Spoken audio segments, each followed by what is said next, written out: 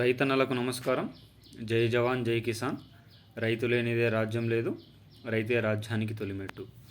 ఈరోజు ఈ వీడియోలో రేపటి నుండి పెరిగిన పింఛన్లు 4016, 6016 కీలక జీవో విడుదల.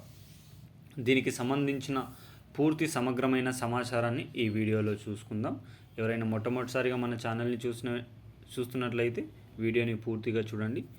అదేవిధంగా చూసిన వెంటనే లైక్ చేయండి, అదేవిధంగా షేర్ చేయండి, అదేవిధంగా కామెంట్ చేయండి, అదేవిధంగా సబ్స్క్రైబ్ చేసుకొని బెల్ ఐకాన్ ఆన్లో పెట్టండి.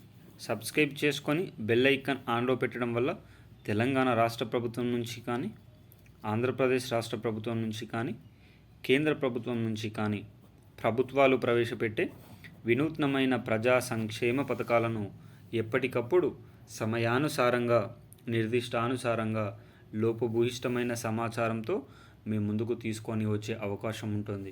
తద్వారా ప్రతి ఒక్కరూ ప్రజా సంక్షేమ పథకంలో నిమగ్నమయ్యే ఆవశ్యకత నెలకొంది. ఇక వివరాల్లోకి అయితే వెళ్ళిపోదాం.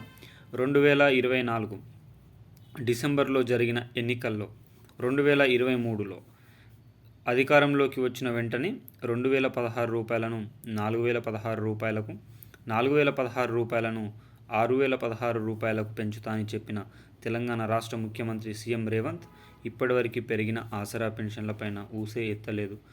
ఆసరా పెన్షన్లను పెంచితే 22,000 కోట్ల అదనపు భారం ప్రభుత్వం పైన పడుతుంది.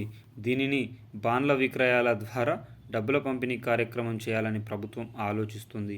దీనికి సంబంధించిన కీలక జీవో, పెరిగిన ఆసరా పెన్షన్లపైన కొత్త లిస్టు, కొత్త జీవో 2 లేదా 3 రోజుల్లో విడుదలయ్యే అవకాశం ఉంటుంది. ఈ జనవరి నెల ఆసరా పెన్షన్లు కూడా అందరికీ పంపిణీ కావడం జరిగింది. ఫిబ్రవరి నెల 2 లేదా 3 రోజుల్లో ప్రారంభం కాబోతున్నట్లు సమాచారం.